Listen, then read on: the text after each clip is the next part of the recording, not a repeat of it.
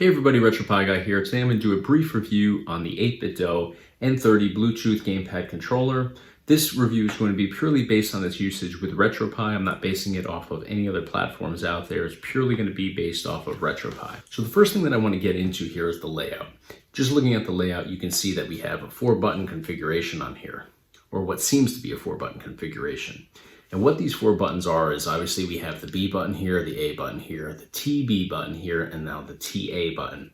And what these TB and TA buttons do is they're basically button forms of the turbo functions that you would have in a Nintendo Entertainment System game. So with B, let's say we're playing Super Mario Brothers. With B, if you hold that down, you're able to run very quickly.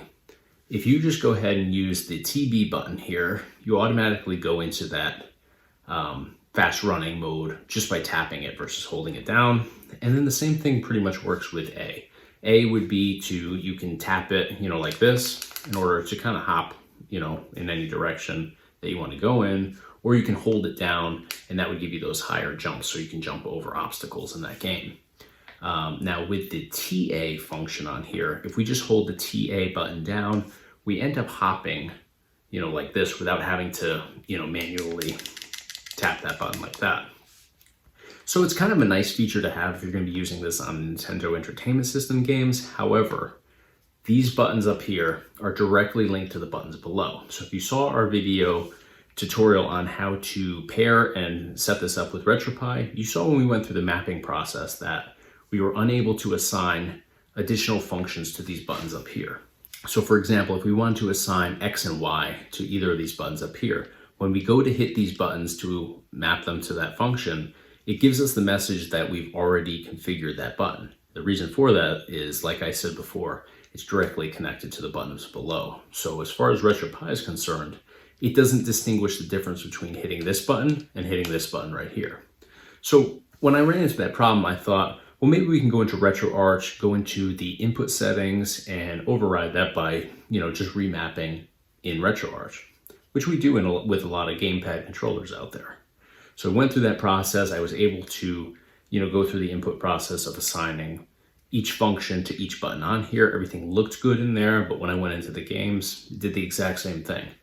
It would assign whatever function, B was or A was to the button right above it. So you aren't able to get 4 functions out of this 4-button configuration. You're only able to get 2, aside from on Nintendo Entertainment System where it does differentiate the turbo functions from the regular functions. So now with all that being said, my issue with this controller is I find it to be really misleading. When we see a controller like this on any website we're purchasing it from, obviously we see that we have a D-pad, a start, select, we have that home, extra button on there, which we can use as a hotkey function button, which is really nice to have that so we're not doing, 2 functions on the select button.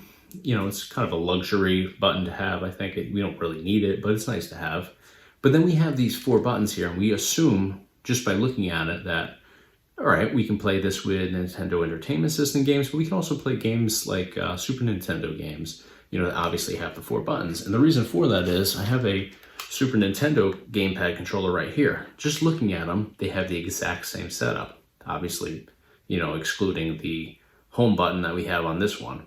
But we also have our shoulder buttons at the top, 4 buttons here, D-pad, and start and select. So you would automatically just assume, you would be able to use both of these the same way on the exact same collections, but unfortunately that's not the case.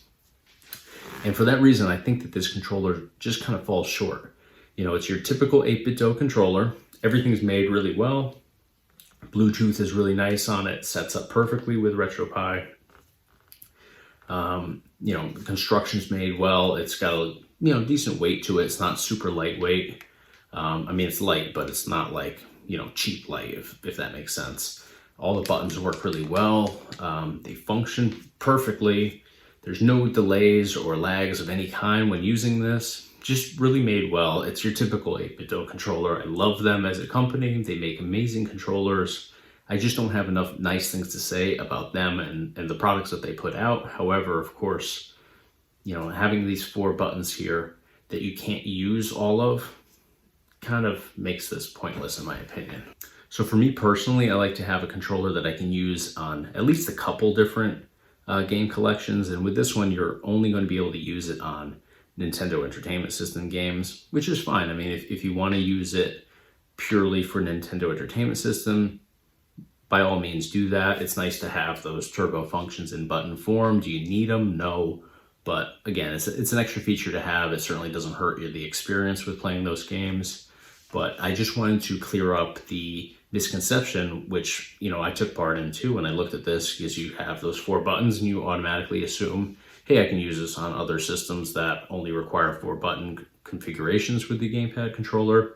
Not the case here. So for that reason, you know, I wouldn't recommend it if you want to have the ability to play multiple game collections on RetroPie. So hopefully this helps you out. If you want to see a video tutorial on how to pair this and set it up with RetroPie, check the description below. We'll put a direct link in there for that video that we did on how to do that.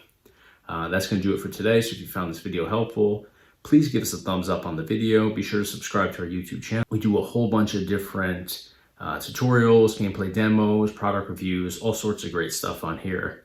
And then of course, check us out online on our website, www.retropieguy.com. Thanks for watching.